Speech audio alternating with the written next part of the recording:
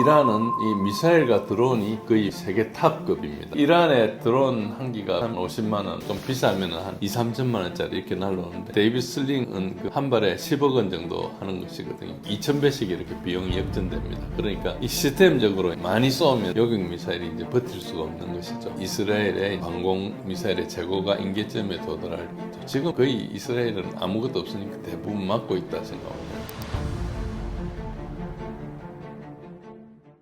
합의 얘기가 잠깐 나오고 있습니다. 합의 얘기가 나오든 다시 충돌 가능성이 커지든 중동이 흔들릴 때는 결국 이란 미사일과 방공망은 좀 눈여겨봐야 할까요? 예, 그렇습니다. 그게 왜 그런가 하니까 왜 이란 미사일 방공망이 중요한가 하면은 이란은 해군과 공군이 미국이나 이스라엘에 비해서도 열세입니다. 1979년도 혁명 이후에 미국에서 그전에는 이제 이란이 친미 국가였거든요. 그래서 그때 당시에 F-14 톰캣이라는 거 있죠. 톰 크루즈 나오는 그 탑건 그거가 굉장히 강력한 당시 항공기였는데 그런 거 쓰고 있었어요. 그러다가 그 뒤로 미국에서 검수를 하니까 부품을 못 구해가지고 40년, 50년 된 비행기가 아직도 있는 그런 상태죠. 그러니까 공군은 되게 약하고 해군도 지난번에 초기에 미군이 굉장히 많이 침몰시키는데 그 배들은 60년, 70년 된 배들이거든요. 그냥 거의 박물관 수준의 배들이 있었고 이란은 실제로는 아주 그 조그만 고속정이 우리가 모스키토 플릿이라 그래요. 모기 함대라 그러는데 그 고속정으로 이제 움직이고 그 다음에 USB 수상 드론, 수중 드론으로 움직이는 그런 데입니다. 그러니까 전반적으로 강력한 해군과 공군이 강력한 파워가 없는 거죠. 그냥 방비 정도 하는 그런 거고. 그러다 보니까 탄도미사일이 사실상 유일한 전략 자산입니다. 미사일을 굉장히 여러 종류를 가지고 있고 최근에는 드론을 굉장히 많이 가지고 있어요. 드론은 값이 싸니까 쉽게 만들 수 있고 하니까 이제 드론이 굉장히 그래서 이란은 이 미사일과 드론이 거의 세계 탑급입니다. 그러니까 규모도 그렇고 생산력도 그렇고 그 소위 말해 가성비도 좋고 특히 그 샤헤드 136 드론은 그걸 우크라이나 전쟁할 때 러시아 줬잖아요. 그 러시아에서 그 샤헤드 136 공장을 거기 만들었어요. 그러다가 이제 그걸 개량해가지고 지금 러시아는 게란이라는 제라늄 드론이라는 것을 만들어가 쓰고 있죠. 지금 샤헤드 136에서 나온 거고 미국에서 쓰는 루카스도 샤헤드 136을 카피해가 쓴 거예요. 사실상 그런 정도로 가성비 좋은 걸 만들었었습니다.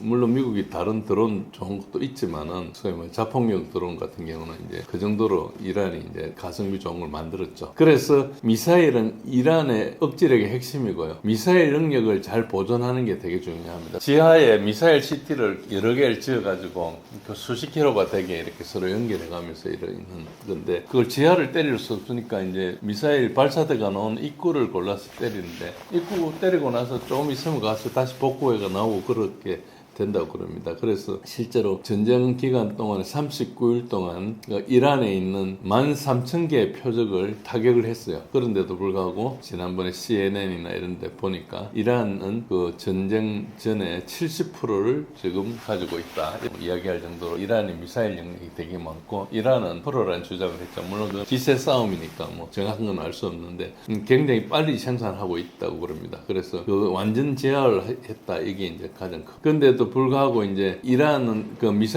모든 미사일을 그 자리 쏠 수 없기 때문에 발사하려면 끄집어 넣다가 들키는 그런 것들도 있죠. 그래서 이란 미사일 부대 이동하는 게 위성 사진을 찍힌다. 그러면 이제 전쟁 준비에 가장 빠른 신호라고 볼 수 있고요. 이걸 볼 수 있는 방법은 미사일 발사대가 야외 분산이 공격 준비를 한다고 볼 수 있죠. 그럼 기지로 기한하면 긴장 완화가 되는 거고 또 모든 그 미사일이 다 고체 연료가 아니고 액체 연료로 가는 미사일들도 있어요. 그런 것들은 발사 전에 연료 주입을 해야 되니까 그걸 위성으로 가다 보면 여론을 탐지할 수 있거든요. 그래서 최소한 6시간 내지 12시간 전에 경보가 가능하다. 그런 것들 이제 굉장히 독한 케로신 같은 걸 넣으니까 이제 그렇죠. 그리고 이제 이란 레이더 활성화 범위가 좀 변하면은 이게 방어 태세가 좀 수준할 수 있는 거죠. 이제 이 방공망 수준이 왜 중요한가니까 이스라엘이 이란을 공습하려 그러면은 이제 공습을 할 때는 항공기가 자기가 달고 있는 무장을 가지고 이제 공격을 하는데 그 무장이 굉장히 장거리 미사일이다. 한 700km 밖에서 뭐 떨어뜨릴 수 있는 그런 제섬 같은 그런 미사일이다. 그러면은 이란의 방공망에 들어가기 전에 때리고 놓을 수 있기 때문에 공격하는 이스라엘 비행기나 뭐 미국의 비행기들 피해 입을 일이 없죠. 그런데 이제 그 미사일들이 장거리 미사일들이 고가기 때문에 많이 비축을 안 해놓고 있다가 아주 고가니까요. 그러니까 이제 그걸 다 쓰고 나면은 저가 단거리 미사일이나 중거리 미사일 혹은 그냥 중력 폭탄 이런 걸 써야 되지 않습니까? 그러면 방공망 가까이 다가가야 되겠죠. 그렇게 되다 보면은 피해를 많이 입겠죠. 그럴 경우에는 이란의 방공망이 살아 있으면 굉장히 힘들죠. 이스라엘이나 미국이 때리려면 이란의 방공망을 다 때려야 되는데 방공망을 다 때리기가 쉽지가 않은 게 이제 레이더 같은 걸 켜면은 잡을 수 있는데 어떤 경우는 그 방공망이 소위 말해서 열상으로 이렇게 이번에 F-35 잡았던 것 중에 격추했던 것 중에 하나도 이제 그런 것들이 있었죠. 그런 식으로 하니까 이제 레이더를 뽑지 않으니까 좀 레이더 워닝 같은 게 없으니까 그런 것들이 이제 잘 모를 수도 있고 그렇죠. 그래서 방공망을 완전히 아는 건 좀 힘든 그런 상황이고 특히 이제 그런 것들이 EA-18 그라울러 이런 걸 가지고 전자전을 하면 들어가면서 그 보면서 레이더망을 굉장히 교란하고 들어가는데 교란 효과가 없는 그런 그 방공도 있거든요. 그런 것들이 이제 다수는 아니지만 일부 있죠. 그렇다 보니까 이스라엘이 다음 공습을 하려면 이란의 방공망이 잔존 능력이 이제 달려가 있죠. 만약에 이란 방공망이 70% 이상 손실을 입었다 그러면 이스라엘은 이란 방공망이 완전히 무방비 상태구나 이렇게 생각하고 이제 뭐 쉽게 들어갈 수 있고 그럴 수 있죠. 그런데 이제 방공망을 복원하고 있다면은 이란이 다음 재타격 전에 이제 협상을 마무리해야 되는 그런 동기가 되겠죠. 그러니까 이제 방공망 자체가 생존을 위해서 되게 중요하고 미사일은 공격을 위해서 중요한데 이 두 개를 이제 봐야 됩니다. 그 중에서 공격할 수 있는 건 미사일밖에 없으니까 미사일이 되게 중요하고 물론 가까이서는 이제 드론으로 할 수 있지만 이제 멀리는 드론이 그다지 효과가 없어요. 그래서 미사일이 되게 중요하고 그리고 드론은 또 보통 속도가 느리기 때문에 대량으로 몰려오면은 이란에서 이스라엘로 쏘면은 그냥 장기간 오자는 1,500km씩을 날라와야 되거든요. 그러면 그런 드론들은 항공기로 격추를 할 수 있어요. 헬기나 항공기로 격추를 할 수 있거든요. 그러나 미사일은 요격 미사일이 아니면은 격추하기 힘드니까 주 피해는 탄도미사일에 의해서 주로 일어나고 보조 피해들이 드론으로 일어나는데 이번에 이제 특히 걸브 지역에 있는 미군들은 드론에 대한 방어를 전혀 안 해놓는 바람에 피해가 굉장히 컸죠. 특히 고가의 레이더들 우리 돈을 1조 원씩 하는 거 그러니까 10억 불씩 하는 그런 뭐 레이더도 망가지고 사드 레이더도 망가지고 여러 레이더들이 망가졌죠. 그래서 결국은 이란 미사일과 방공망 두 개를 봐야 된다. 그렇습니다. 이란 미사일을 막는 건 아이언돔 하나가 아니라고 들었습니다. 실제로는 어떤 방공망이 막고 있는 건가요? 2024년 4월달 있고 10월달에 있었는데 이란이 이스라엘에 탄도미사일을 날렸습니다. 트루 프라미스 1, 트루 프라미스 2 그렇게 작년 12일 전쟁 때 했던 게 이제 트루 프라미스 3라 그랬고 지금의 트루 프라미스 4라죠. 그러니까 그 작전을 하는데 이제 4월달에 했던 거하고 10월달에 했던 이란의 탄도미사일이 이스라엘에 떨어진 탄착점을 보고 그때 생각하기로 이란의 미사일이 상당히 정확하구나. 그리고 이스라엘의 방공망이 이란의 미사일을 제대로 못 막는구나 이렇게 생각을 했어요. 그렇게 간단하게 평가를 해가지고 이거 다음에 전쟁 나면은 이제 이란이 큰일 나겠다 이렇게 이제 제 블로그에 쓴 적이 있거든요. 근데 그 다음에 지금부터 1년 전이죠. 2025년 6월 달에 전쟁을 했지 않습니까? 그때 이스라엘이 큰 피해를 입었었어요.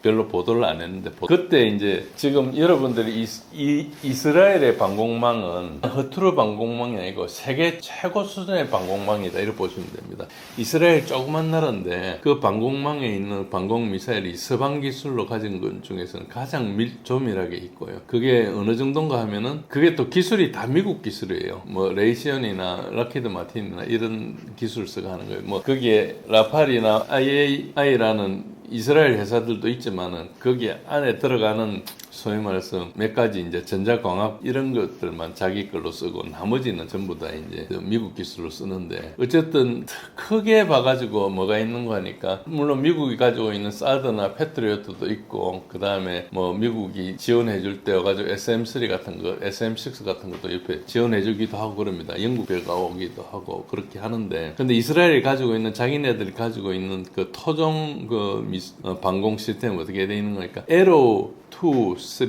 그리고 데이비드 슬링 그리고 아이언돔 이렇게 있습니다. 그러니까 에로 3라는 것은 굉장히 광역입니다. 이게 외기권에서 이제 맞추는 것이거든요. 그래서 굉장히 고고도로 올라가서 맞추는 거니까 이건 거의 한 2,000km 정도 이렇게 가는 2,000km에서 오는 걸 막을 수 있는 걸로 보면 되고요. 그 다음에 이제 에로 2는 43마일 정도에서 이제 요격을 하는데 이것은 굉장히 빠른 거 마 9 정도 가는 그런 미사일입니다. 그리고 그 마 7.5 정도 속도. 아이언돔은 이제 43마일인데 조그만 이제 로켓 정도죠. 그래서 데이비드 슬링이 186마일이네요. 그런데 이 드론들 이게 다 있다 하더라도 방공 체계에 이제 큰 문제가 뭔가 하니까 가성비 문제가 있어요. 기본적으로 이 방공 미사일들은 요격 미사일들은 원체 기술이 어렵거든요. 그러니까 날아오는 총알을 가서 또 맞추는 거니까 굉장히 기술이 어렵죠. 그런 이제 고가고 힘든데 이제 쏘는 공격하는 미사일, 탄도 미사일 좀 저가거든요. 상대적으로 그러다 보니까 이제 공격하는 미사일 많이 쏘면은 이게 이제 요격하는 게 동이 나는 그런 체제가 돼 있습니다. 그래서 이거는 이제 어떤 미사일이 우수하지 않느냐 문제보다 시스템적인 문제죠. 그런 문제가 있는데 어쨌든 우리가 알려진 기로는 아이언돔 그러면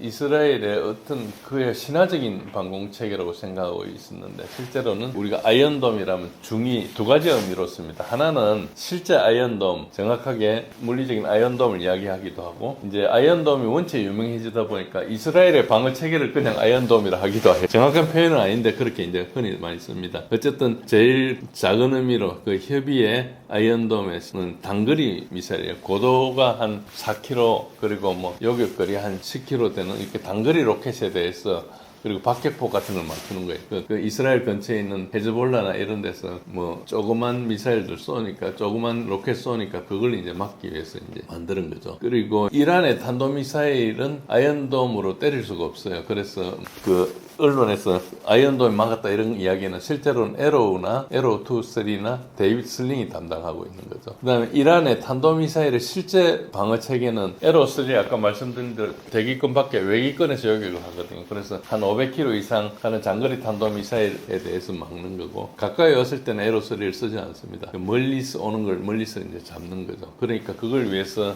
장거리 조기공 레이더부터 있어가지고 다 필요한 거죠. 그 다음에 에로2는 이제 대기권 내에서 중장거리 탄도미사일을 막는 건데 약간 이제 최후 요격이라 보면 되고 데이비드 슬링은 중거리 탄도미사일이나 순항미사일을 이렇게 그냥 막는 건데 이거는 뭐 그다지 엄청 위력적이다 이런 것보다는 또 거기에 맞게 이렇게 합니다. 그러니까 이 다층 방어를 한 이유가 뭔가니까 그 위협에 맞춰서 하려고 하는 거죠. 뭐 조그만 거 하나 날아오는데 큰 걸로 막을 수 없으니까 이제 그렇게 경제적으로 하는 그런 방법입니다. 그리고 미국이 패트리어트를 가지고 있죠. 그 안에 사우디에도 있고 UAE도 있고 쿠웨이트에도 있고 그 미군 기지를 방어하는데 이제 그것도 이란 미사일 소위 말해서 다 통과해버렸죠 이번에. 그리고 UAE에 이제 우리 천궁2가 들어가 있습니다. 그리고 뭐 이란 탄도 미사일을 실전에서 96% 요격했다 이런 실적이 있는데 이것은 이제 우리가 정확한 데이터는 비밀이니까 알 수 없을 거고 언론에 저렇게 나오고 있어서 그 천궁이 막을 수 있는 고도가 있거든요. 한 20km 있는데 그 고도에서는 잘 막은 걸로 이렇게 알려져 있습니다. 그러니까 좀 더 가져가기도 하고 이지스함은 SM3는 굉장히 이제 외기권에서 하는 그런 거기 때문에 보통은 항모 전단을 막기 위한 것인데 어쨌든 뭐 여기에도 이번에 좀 썼었죠. 그렇습니다. 그래서 어쨌든 이걸 하려면은 체계 연동이 좀 돼 있어가지고 이 서로 정보를 큐잉을 받아가지고 이렇게 해야 되는 그런 측면이 있습니다. 뭐가 날라올 때 뭘로 대응할 것인가를 빠르게 이제 판단하는 식으로 하는 거죠. 그래서 일단은 크게 보시면은 다층 방어 이란의 탄도미사일 이스라엘에서 어떻게 막느냐 에로 3, 에로 2, 데이비드 슬링 이런 3단 릴레이를 하고 아이언돔은 사실상 거의 잔탄 정리 수준이다. 그래서 그다지 탄도미사일은 별로 중요한 게 아니다 이렇게 보시면 됩니다. 이란이 미사일과 드론을 섞어서 쏘게되면 방공망은 왜 더 힘들어지는 거예요? 예, 그 혼합 공격을 하면은 일단 방공망에 고화가 굉장히 많이 걸립니다. 일단은 처리 속도가 혼란스럽죠. 일단 탄도미사일은 막 마하 5나 10으로 날라오고 드론은 시속 한 200km에서 300km로 날라오고 이게 완전히 다른 탐지 요격 체계를 동시에 가동해야 되거든요. 그러니까 레이더 표적도 포화가 될 수 있죠. 그래서 드론을 50개 날리고 탄도미사일 10개 날리고 레이더가 동시에 처리하는데 한도를 초과하고 있고 또 비용도 강요되는 거죠. 드론 한 개에 뭐 50만짜리 날려도 데이비틀링 한 발에 10억 이상 가는 걸 이제 소모해야 되는 이런 것도 있는데 이게 왜 그런가 하니까 우리가 눈으로 어떤 걸 볼 때는 우리 눈은 굉장히 옆에 컴퓨터가 좋아가지고 내가 잘 반응을 해서 전체 이렇게 시야각도 좋지만은 시야각 수에 어떤 게 탁 움직이는 동체 시력이 좀 어떤 걸 딱 잡아낼 수 있지 않습니까? 근데 이 기계들은 그게 잘 안 돼요. 그러니까 어떤 것도 굉장히 빠른 속도에 맞춰서 이렇게 맞추려면 그 속도대에 이제 모든 걸 조정해야 되거든요. 그런데 속도가 원체 다른 게 나타나면은 이제 또 바꿀 수가 없는 거죠. 그러니까 이제 또 다른 눈이 필요한 그런 단계니까 하나로 다 막을 수가 없는 그런 걸로 보시면 사람 눈하고 이게 기계하고 다른 게 뭔가요? 기계는 이제 어떤 시야각 그리고 어떤 특히 굉장히 빠르게 떨어지는 어떤 특정 속도대에 맞춰서 여러 가지 검색기를 개발하거든요. 그러니까 이제 이렇게 믹스가 되고 오면 속도도 굉장히 빠른 것부터 느린 게 섞여 있다든지 또 방향도 굉장히 여러 군데서 온다든지 뭐 이런 식으로 오면 계산 처리하는 특히 레이더가 이제 표적을 처리하는데 거의 포화가 됩니다. 그런 문제가 있어서 되게 힘들다. 그래서 이제 탐지 단계에서는 드론은 보십시오. 드론은 저속으로 저고도로 날라오고 또 드론은 보통 금속으로 쓰지 않고 탄소 복합재를 쓰거든요. 그러니까 레이더 클러트 속에 또 오잖아요. 저고도니까. 그러니까 거의 아무것도 안 보이는 걸로 오는 거고 탄도미사일은 고고도고 고속으로 오니까 포착은 되게 빠르지만은 여기 갈 시간은 되게 또 짧아요. 30초에서 90초 사이에 이제 끝내야 되니까 이 두 개 동시 처리를 하려면은 지휘 통제 소프트웨어가 우선순위를 결정해야 되는데 결정이 쉽게 되지 않겠죠. 그러니까 이게 이 믹스를 하면은 이런 복합적인 문제가 발생합니다. 그러면 이제 요격 순서의 딜레마가 생기죠. 만약에 드론을 먼저 잡는다 그러면은 탄도미사일 요격 미사일은 이미 이제 다 소모된 다음에 탄도미사일이 오게 되잖아요. 탄도미사일을 먼저 잡는다 그러면은 탄도미사일을 잡는데 그 사이에 일부 드론이 돌파하겠죠. 그러니까 이게 완전히 한꺼번에 해결되는 방법이 잘 없는 거죠. 그래서 이란이 이걸 전술 설계를 어떻게 했는가 하니까 그 원리를 보시면 2024년 4월 달에 트루 프라미스 1 때는 이란이 이스라엘을 공격할 때 드론 170기하고 순항미사일 30기, 탄도미사일 120기를 동시에 발사를 했어요. 그러니까 이제 그거 한다고 방공미사일이 수백 발이 소모가 된 거예요. 이스라엘이 처음 하니까. 그래가지고 그 다음 10월 달에는 미사일 좀 부족해가지고 그냥 다 요격 못하고 통과한 그런 것도 있었어요. 그게 하나의 그 혼합 자체가 전술이 되고 그게 시차적으로 구사를 할 수가 있고 지금 당장 올 때 한 살보에서도 어쨌든 그 구사를 할 수 있죠. 그래서 이게 이제 굉장히 복잡한 수학이 되는 겁니다. 컴퓨터로 푸는 그런 거죠. 결국 혼합 공격을 하면은 방공망의 가장 약한 고리를 찾기가 되게 쉽고 비용과 속도 탐지 이걸 가지고 삼중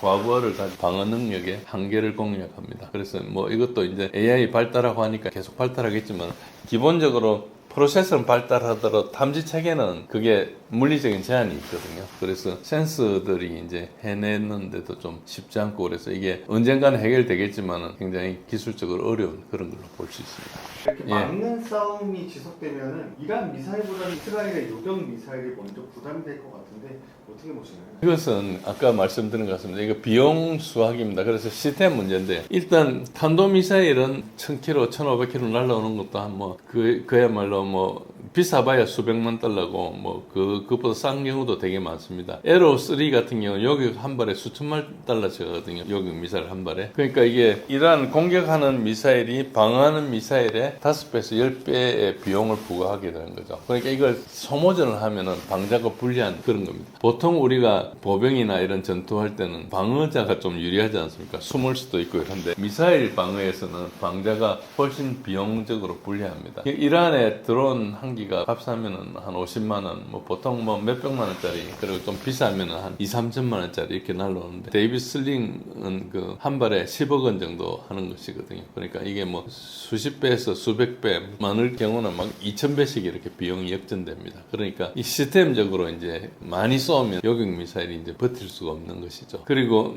이스라엘의 요격 미사일이 재고 압박을, 에로3는 이제 이스라엘 자체 생산하고 미국에서 공급해 주는데, 전쟁 중에 이 공급이 굉장히 어렵습니다. 그리고 2024년도 이란이 공격할 때 패트리어트 에로 이렇게 수백 발 소모해가지고 이걸 보충하는데, 미국에서 뭐 긴급 추가 공급했지만 미국도 생산에 한계가 있기 때문에 전반적으로 이걸 보충하는데 뭐 십몇 년 이상 걸릴 그런 정도로 이렇게 힘듭니다. 그리고 이제 생산 병목이 에로 같으면은 연간 수십 발 생산하거든요. 근데 대규모 소모할 때는 수개월 동안 재고 채우기가 거의 불가한 그런 상태입니다. 그러니까 한 번 하고 나면은 이제 비어 있는 거죠. 그게 2024년 4월 달에 트루 프라미스 1을 할 때 하고 6개월 후에 트루 프라미스 2를 했는데, 그 사이에 미사일이 없어가지고 많이 뚫린 그런 것도 있습니다. 그리고 이제 미국 지원의 어종성에 좀 취약한 게, 미국이 SM3나 패트리어트 제거도 우크라이나 지원도 해줬지 않습니까? 그러니까 이제 여러 가지 압박이 있고, 우리 젤렌스키 우크라이나 대통령은 계속 트럼프한테 계속 그 패트리어트 달라고 계속 노래를 하고 있거든요. 그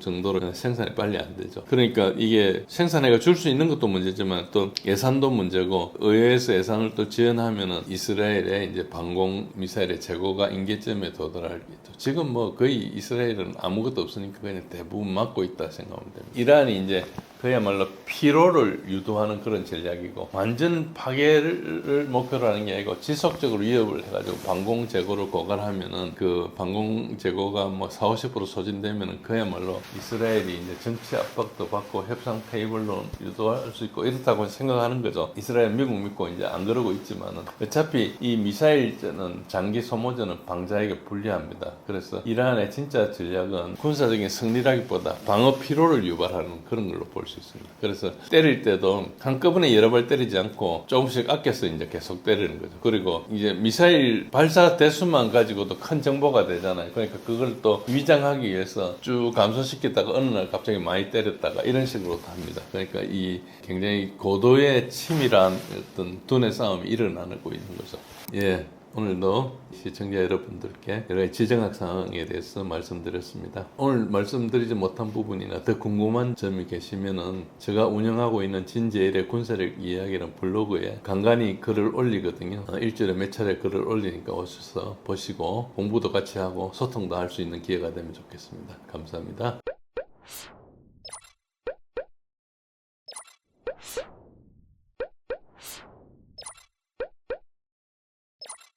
you